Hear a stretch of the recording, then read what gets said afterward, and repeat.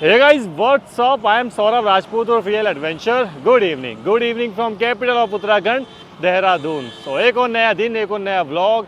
और आज के व्लॉग में जर्नी के बारे में डिस्कस करने से पहले सबसे पहले हम डिस्कस कर लेते हैं देहरादून के बारे में। कैपिटल है उत्तराखंड की, काफ़ी खूबसूरत शहर है। मौसम थ्रू आउट द यहाँ पे प्रेजेंट रहता है, क्योंकि आपको पता है हिमालयास के बिल्कुल फुट हिल पे शहर बसा हुआ है। फेमस टूरिस्ट अट्रैक्शन की यहाँ पे बात करें तो गुच्चू पानी, जिसको कि रॉबर केव्स भी बोला जाता है, वो यहाँ पे फेमस है। उसके अलावा सहस्त्रधारा वाटरफॉल यहाँ पे काफ़ी फेमस है। बाकी इन सब के अलावा भी काफ़ी सारे टूरिस्ट स्पॉट हैं यहाँ देहरादून में।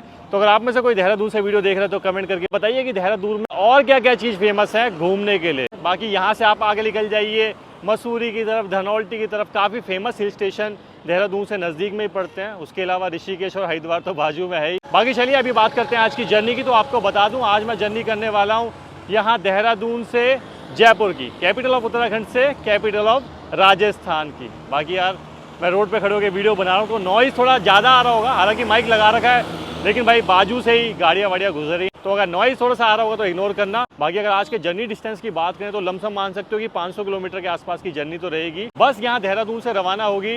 देहरादून में जो बोर्डिंग पॉइंट है वो रहता है ब्राह्मण चौक, और ब्राह्मण चौक में Shri Krishna tour and travels करके ऑफिस है। अगर और एग्जैक्ट लोकेशन की बात करें तो गढ़वाल प्रीपेड पार्किंग है, उसके साथ में Shri Krishna tour and travels का ऑफिस है, तो जस्ट वहीं पे बोर्डिंग पॉइंट रहता है। तो बस वहाँ से रवाना होगी शाम को 7 बजे और जयपुर हमें पहुँचा देगी सुबह 7-8 बजे के आसपास तो पहुँचा देगी। बाकी अभी मैं ब्राह्मण चौक से करीबन 200-300 मीटर तो पीछे हूँ। ISBT देहरादून से मैं ब्राह्मण चौक की तरफ जा ही रहा था। ये पीछे एरिया देखा, खाली एरिया था, तो मैंने सोचा कि यहीं पे इंट्रो ले लेते हैं। बाकी आप मेरे पीछे देख रहे होगे सरोवर प्रीमियर यहाँ पे होटल मौजूद है, काफ़ी शानदार होटल दिखाई दे रहा है। तो चलिए पहले यहाँ से चलते हैं ब्राह्मण चौक। एग्जैक्ट लोकेशन बोर्डिंग पॉइंट भी आपको दिखा देता हूँ, फिर बाकी बातें करते हैं। तो देख लीजिए, ये है ब्राह्मण चौक में situated Shri Krishna tour and travels का ऑफिस, जहाँ से हमारी बस का बोर्डिंग पॉइंट रहता है। बाकी ऊपर बैठने वगैरह की भी अरेंजमेंट है, तो अगर आप टाइम से पहले आ गए तो यहाँ पे बैठ के भी आप अपनी बस का वेट कर सकते हैं। तो चलिए जी, मैं यहाँ से करूँगा बस में बोर्ड और निकलूँगा जयपुर की तरफ। लेकिन आपको पता है कि आपको कहीं नहीं निकलना होता, क्योंकि मैं आपके सामने पेश करने वाला हूँ एक और बेहतरीन बस जर्नी यहाँ देहरादून से जयपुर की।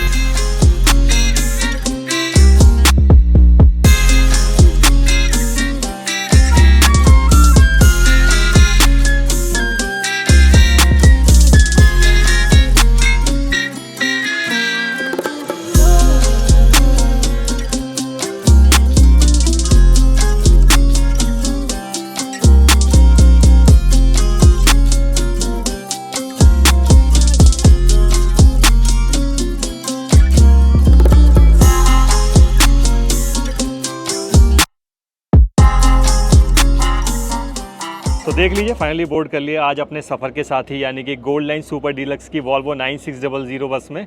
तो ऐसा कुछ बस का इंटीरियर रहता है। 2x1 का स्लीपर बर्थ कम्बिनेशन आपको देखने को मिल जाता है। टोटल स्लीपर बर्थ बस में मौजूद रहती हैं 38। वैसे एक मल्टी एक्सल बस है वॉल्वो की। अभी आप सोच रहे हो कि भाई वॉल्वो की मल्टी एक्सल में तो 42 स्लीपर बर्थ होती हैं। इस बस में 38 स्लीपर बर्थ इसलिए है क्योंकि यहाँ आपको कुछ बैठने वाली सीट्स देखने को मिल जाती हैं, जो कि टोटल 8 रहती हैं। सारी सीट्स पुशबैक रहती हैं। ये देख लीजिए, बटन है, बटन दबाइए, सीट को पुशबैक आप बना लीजिए। उसके अलावा चार्जिंग पोर्ट, सीट्स पे भी मुझे चार्जिंग पोर्ट दिखाई नहीं दे रहा, शायद हो सकता है कि कर्टेन के पीछे कहीं छुपा हो। ऊपर आपको AC लो रीडिंग लैम्प देखने को मिल जाते हैं। बाकी सीट्स के पीछे देख लीजिए, यहाँ पे मैगजीन रैक है, वाटर बोतल होल्डर यहाँ पे दिया गया है, फुट रेस्ट आपको देखने को मिल जाता है। तो कुल मिला के सीट कंफर्टेबल रहती है। बाकी सीट की जो कुशनिंग है वो भी ठीक लग रही है। बाकी चलिए एक बार स्लीपर बर्थ भी आपको दिखा देते हैं। तो देखिए, ऐसी कुछ स्लीपर बर्थ इस बस में मौजूद रहती है। ऊपर आपको AC लो रीडिंग लैम्प देखने को मिल जाते हैं। यहाँ पे पिलो दिया गया है, बैक रेस्ट यहाँ पे मौजूद है, बैक रेस्ट हेडरेस्ट कंबाइंड रहता है। चार्जिंग पोर्ट आपको देखने को मिल जाता है। खास बात यह है कि सॉकेट दिए गए हैं, तो अगर आप एक iPhone यूज़र हैं तो भी अपना फ़ोन यहाँ पे चार्ज कर सकते हैं, लैपटॉप वगैरह चार्ज कर सकते हैं। वैसे लैपटॉप अगर बस में चार्ज नहीं करें तो बेटर रहता है। और ये देख लीजिए, यहाँ पे आपको फ़ोन होल्डर देखने को मिल जाता है, कर्टेन्स मौजूद हैं विंडो पे। उधर आपको एक छोटा सा स्टील रैक देखने को मिल जाता है सामान वगैरह रखने के लिए, और ब्लैंकेट यहाँ पे मौजूद है। बाकी कुशनिंग की बात करें तो कुशनिंग भी अच्छी लग रही है। सभी स्लीपर बर्थ के सामने यहाँ पे आपको बैजिंग मिल जाती है गोल्ड लाइन की। बाकी यहाँ पे स्लीपर बर्थ और सीट नंबर दे रखे हैं। इधर देख लीजिए, सिंगल स्लीपर बर्थ यहाँ पे मौजूद है। बाकी बस के इंटीरियर की बात करें तो मुझे एग्जैक्ट आइडिया नहीं है कि भाई किस बॉडी बिल्डर ने इस बस का इंटीरियर बिल्ड करके दिया, लेकिन पता करके स्क्रीन पे आपको फ्लैश कर दूंगा। बाकी नीचे देखिए, सामान रखने के लिए ना छोटा मोटा यहाँ पे अरेंजमेंट बना रखी है, जूते वगैरह रख सकते हैं। और आपको पता है कि भाई कई सारी बसेज़ में भाई लगेज एंड पार्सल भी चलता है, मतलब उसका काम भी रहता है।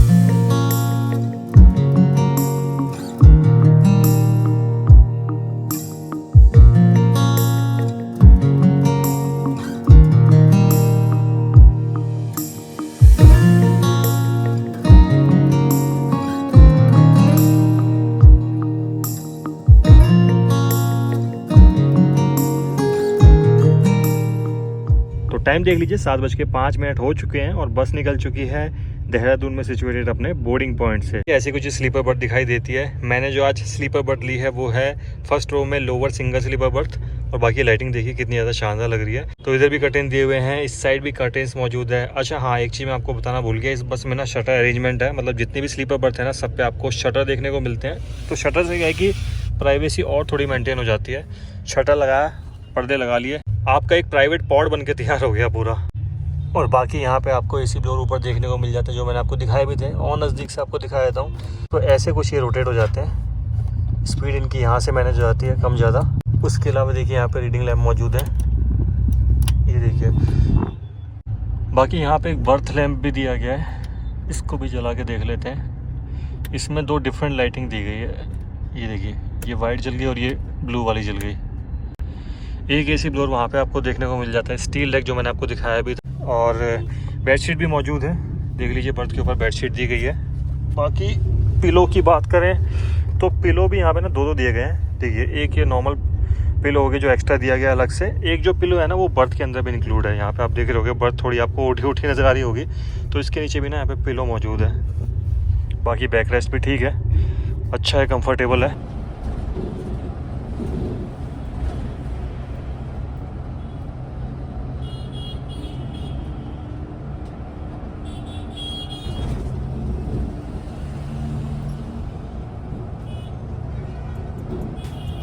बाकी जी हाँ, अगर देहरादून में इस बस के बोर्डिंग पॉइंट्स की बात करी जाए तो पहला बोर्डिंग पॉइंट मैंने आपको दिखा दिया था, जो कि था ब्राह्मण चौक में situated Shri Krishna tour and travels का ऑफिस। हालांकि एग्जैक्ट उस ऑफिस के बाहर से बस नहीं चलती है, जैसा मैंने आपको वीडियो की स्टार्टिंग में बताया भी था कि भाई उस ऑफिस के साथ में एक पार्किंग मौजूद है, जिसको कि गढ़वाल प्रीपेड पार्किंग बोला जाता है। तो जस्ट उस पार्किंग के बाहर से ही बस में बोर्डिंग रहती है। वैसे दोनों साथ साथ ही हैं, पार्किंग के साथ में ही ऑफिस है, मतलब कुछ कदम थोड़ा सा दूर जाओगे तो वहीं पे ऑफिस सिचुएटेड है।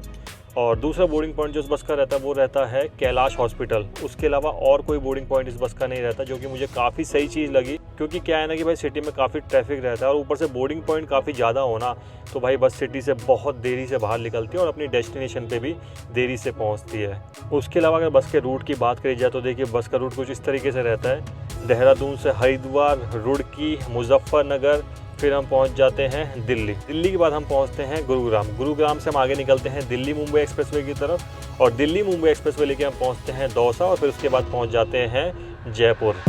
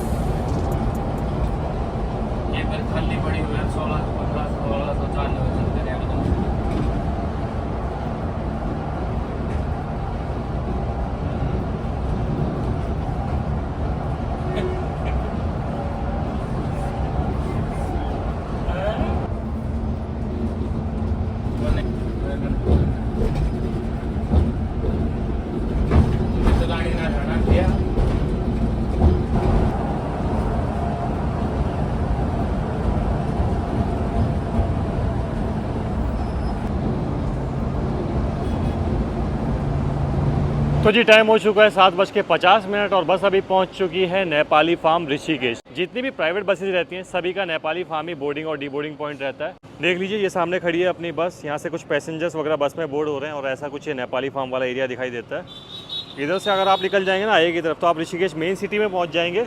और बाकी अगर आप जयपुर साइड से आ रहे हैं ना और आपको ऋषिकेश जाना है तो आपको बता दूँ यहाँ से ऑटो वगैरह मिल जाते हैं जो आपको ऋषिकेश मेन सिटी में लेके जाते हैं। हालाँकि ऋषिकेश यहाँ से करीबन आई गेस 8 किलोमीटर के आसपास तो दूर है, तो ऑटो वगैरह यहाँ पे आसानी से मिल जाते हैं। इवन अगर आप रात को लेट भी आते हैं ना तब भी यहाँ पे ऑटो खड़े हुए आसानी से आपको मिल जाते हैं। तो अगर आप जयपुर से ऋषिकेश की जर्नी प्लान कर रहे हो तो भी इस बस के थ्रू आप जर्नी कर सकते हो।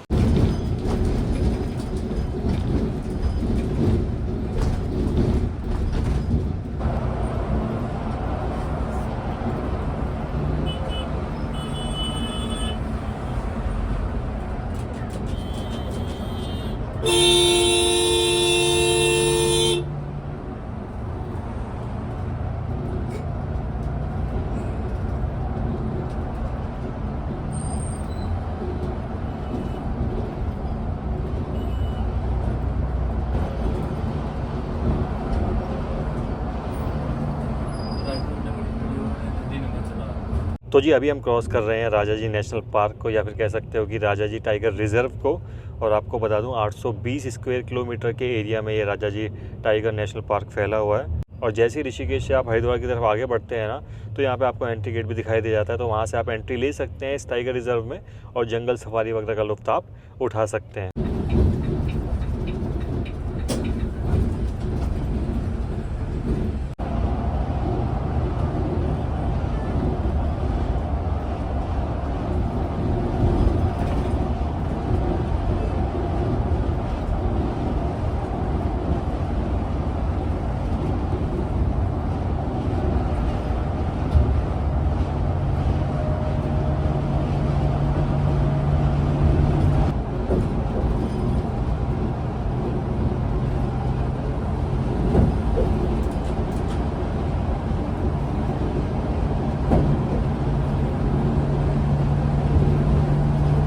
तो जी टाइम हो चुका है 8:20 और हम पहुंच चुके हैं हरिद्वार में अपनी बोर्डिंग लोकेशन पे। पंतदीप पार्किंग पड़ती है यहाँ पे ना, तो पंतदीप पार्किंग के सामने रोड क्रॉस करके इस बस का बोर्डिंग पॉइंट रहता है।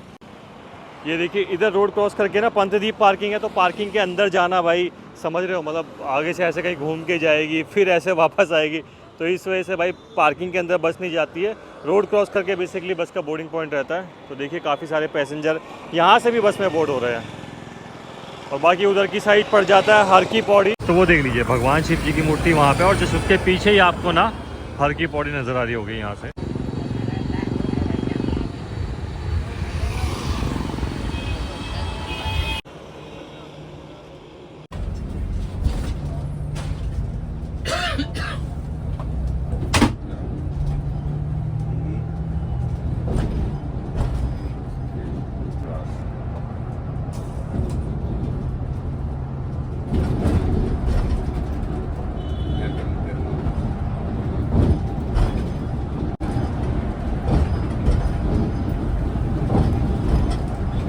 तो जी टाइम हो गया 8:35 और बस अभी निकल चुकी है हरिद्वार में अपने बोर्डिंग पॉइंट से। वैसे बस यहाँ पे 8:20 पे पहुँच गई थी, लेकिन काफ़ी देर यहाँ पे रुकी रही क्योंकि यहाँ से निकलने का जो टाइम था 8:35 था, टाइम से पहले यहाँ पे बस पहुँच गई थी। चलिए कोई नहीं, अभी बस यहाँ से निकल गई है। लाइट्स वगैरह भी फाइनली ऑफ हो गई हैं क्योंकि ऑलमोस्ट सभी पैसेंजर्स बस में बोर्ड हो चुके हैं। तो अभी सोच रहा हूँ कि भाई थोड़ा रेस्ट वगैरह कर लूँ क्योंकि काफ़ी थक भी गया हूँ। मॉर्निंग से घर से निकला हुआ हूँ, बैक टू बैक जर्नी चल रही है। तो अभी फ़िलहाल सोच रहा हूँ कि थोड़ी देर आराम करता हूँ। रेस्ट स्टॉप पे आपसे सीधा मिलता हूँ जो कि होने वाला है मुजफ्फरनगर में, और करीबन 10 साढ़े 10 के आसपास वहाँ बस रुकेगी। तो चलिए फ़िलहाल आराम करते हैं और रेस्ट स्टॉप एरिया पर सीधा आपसे मिलते हैं।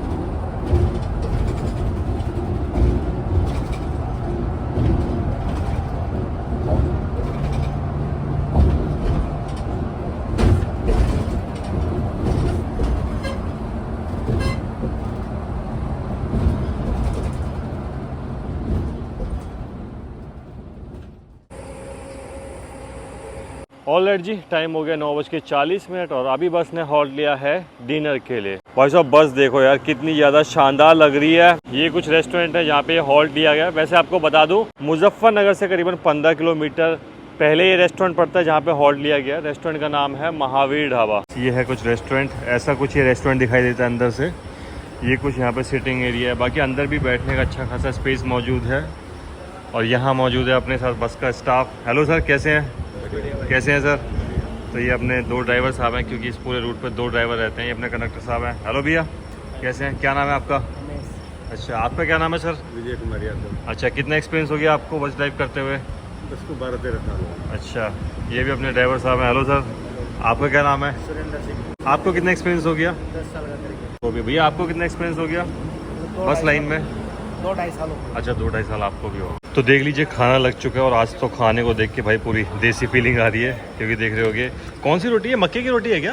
मेसी रोटी। अच्छा, मेसी रोटी बता रहे हैं ड्राइवर साहब। येलो कलर की तो मुझे लगा कि भाई मक्के की रोटी होगी। बाकी दाल यहाँ पे लग चुकी है, मिक्स वेज है और प्याज लग चुकी है, रायता यहाँ पे मौजूद है।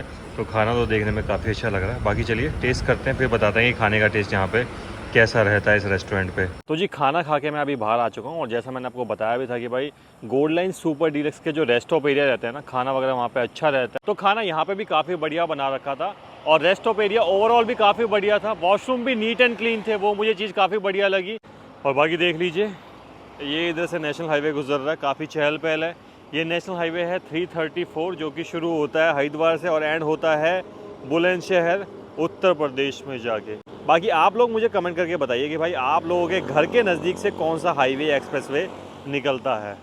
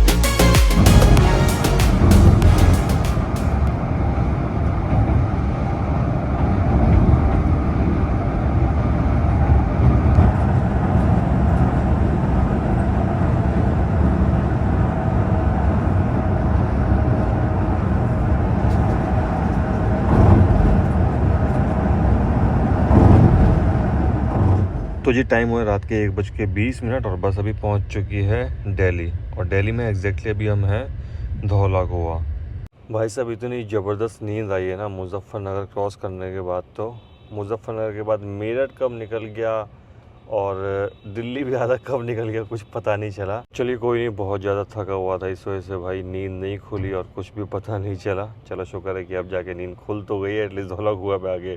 बाकी जी जयपुर की अगर बात करें तो जयपुर यहाँ से करीबन 298 किलोमीटर दूर और बसता है और यहाँ से आगे भी हम गुड़गांव होते हुए दिल्ली मुंबई एक्सप्रेसवे पे निकल जाएंगे और फिर दौसा होते हुए जयपुर पहुँच जाएंगे।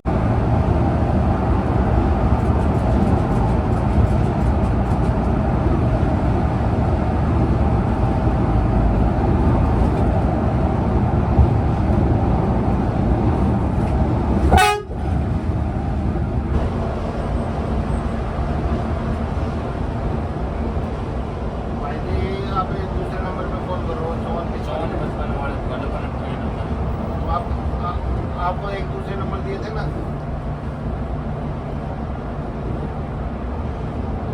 हाँ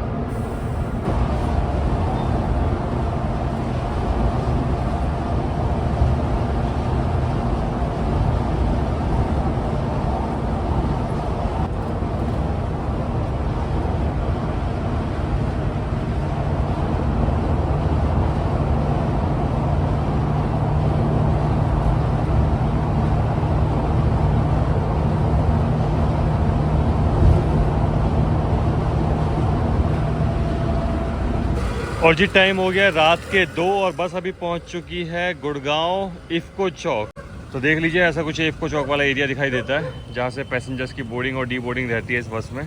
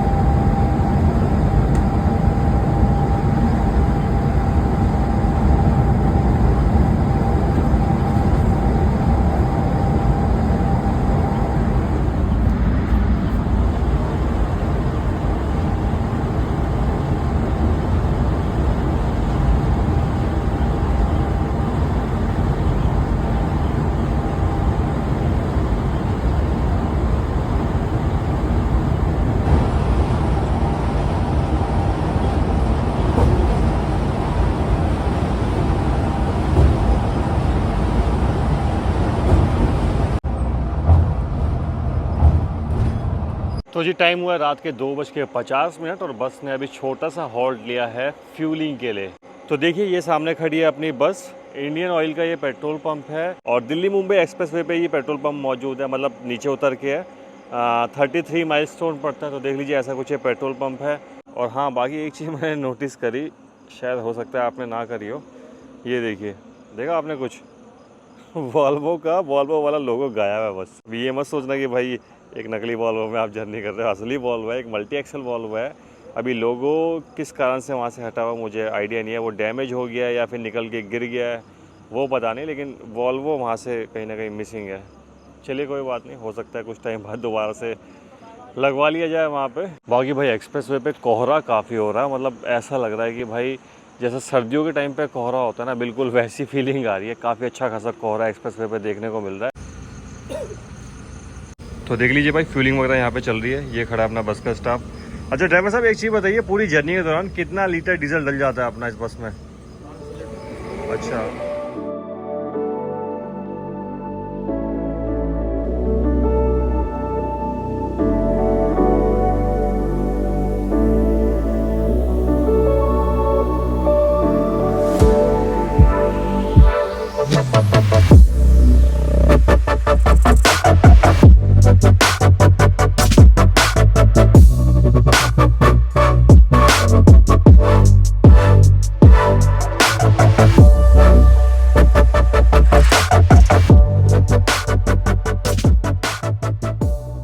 तो जी फ्यूल पंप से फ्यूल फिलअप करवा के बस अभी निकल चुकी है अपनी मंजिल की ओर। और बाकी यहाँ से ड्राइवर साहब की ड्यूटी भी चेंज हो गई है, सेकंड ड्राइवर साहब ड्राइविंग सीट पे आ चुके हैं। और बाकी क्योंकि भाई अभी अंधेरा हो रहा है और एक्सप्रेस वे बिल्कुल स्ट्रेट एक्सप्रेस वे है, तो दिखाने के लिए भी उतना कुछ है नहीं।